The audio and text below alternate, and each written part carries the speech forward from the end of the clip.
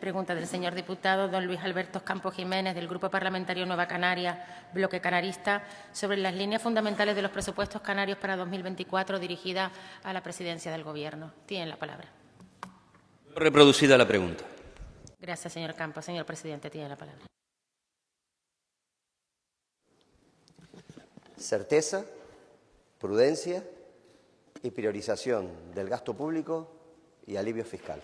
Esos son los principios básicos de estos presupuestos. Podemos profundizar ahora seguramente.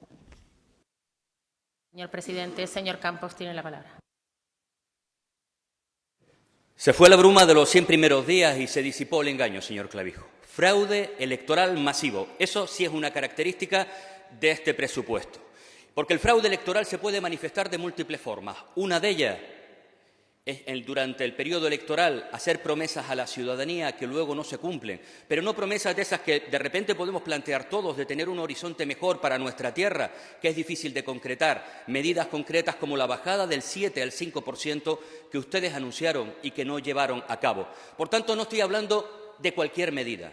Estoy hablando de la madre de todas las medidas electorales. Estoy hablando de la medida, la que ustedes acaban de incumplir. Una medida que puede haber contribuido a que ustedes estén sentados donde hoy están, porque engañaron a la ciudadanía con una promesa que no han llevado a cabo, cometieron un fraude electoral, son ustedes el gobierno del fraude.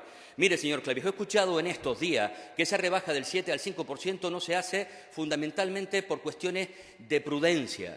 Mire, no creo que ese sea el argumento. Porque si algo ha hecho este Gobierno en estos presupuestos es incrementar el mismo, como nunca antes en la historia de esta tierra en términos absolutos. 1.121 millones de euros.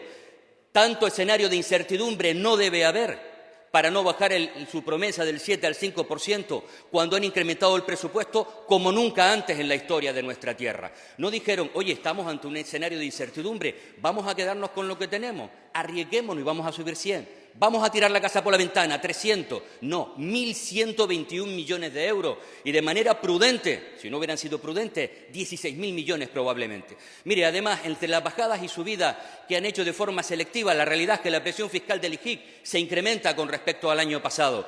Mire, ustedes saben lo que dicen en sus presupuestos, que la recaudación fundamentalmente del IGIC va a crecer un 16,7%.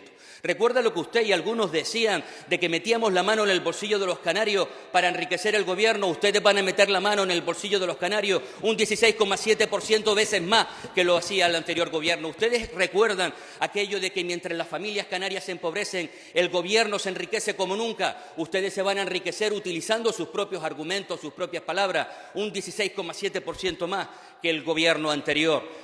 Son el Gobierno de la incoherencia, han practicado un fraude electoral masivo y, por tanto, quienes ahí se sientan son el Gobierno del fraude. Gracias, señor Campos. Señor presidente del Gobierno, tiene la palabra. Señor Campos, nosotros no hemos hecho este presupuesto para agradarle a usted. Hemos hecho el presupuesto que consideramos necesario. Luego, me preocuparía que usted estuviese encantado. También le digo, tanto que criticaron que bajásemos el IGIC y ahora que lo bajamos de manera sectorial, no masiva, tampoco les agrada. Hagamos lo que hagamos, me da que no le vamos a agradar. Mire, señor Campos, varias cuestiones. Por supuesto que se va a recaudar más el IGIC, pero es que se va a recaudar más el IGIC, por ejemplo, al tabaco, a las bebidas azucaradas. Pero, por otro lado, al combustible o el gasóleo industrial se le va a bajar, a los servicios veterinarios, a los servicios médicos, a todo lo que tiene que ver con la dependencia. Eso se llama distribuir la riqueza, que hay dos formas, como he dicho en esta Cámara en varias ocasiones, a través del empleo, fomentando la productividad, la actividad económica y la subida de los salarios, fruto de la actividad y de la mejora de la productividad, y por otro lado, a través de los impuestos.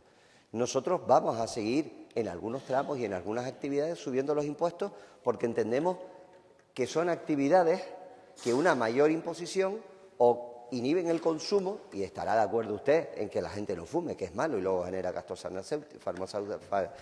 farmacéuticos, y en otras actividades, obviamente, como puede ser los que tengan una mascota y vayan al veterinario, o los que tengan un dependiente en casa y tengan que comprar pañales, o los que tengan a lo mejor la necesidad de utilizar un servicio médico, pues cobren menos IGI. Así distribuimos la riqueza. Por otro lado, mire, la prudencia se refiere a que no tenemos regla de gasto, a que no tenemos techo de gasto, a que no tenemos objetivo de déficit y ni siquiera tenemos las liquidaciones del Estado. Por eso hemos tenido que ser prudentes. Y preferimos ser prudentes y a lo largo del principal o del próximo trimestre, si hay Gobierno de España, cuando tengamos despejados esas incógnitas, igual traemos aquí una ley de crédito extraordinario o igual incorporamos el crédito y seguimos potenciando lo que es el gasto. Ser imprudentes y ser fraude, y aprovecho y lo digo, es matricular a niños para 0 o 3 años y no tener las aulas hechas. Eso es imprudencia.